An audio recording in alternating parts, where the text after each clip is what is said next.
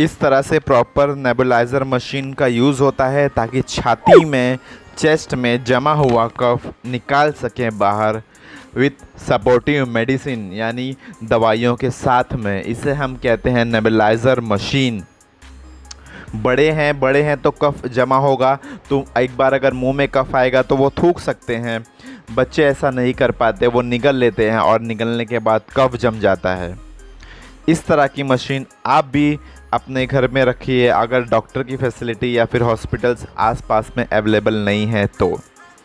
इस तरह की मशीन होती है, छोटी छोटी वायल में आपको दवाइयाँ मिल जाएगी। कैसे डालना है मैंने ऑलरेडी नेक्स्ट वीडियो में आपको बताया है। इससे बहुत अच्छा रिलीफ मिलता है और बहुत अच्छा बच्चे रिस्पॉन्ड करते हैं।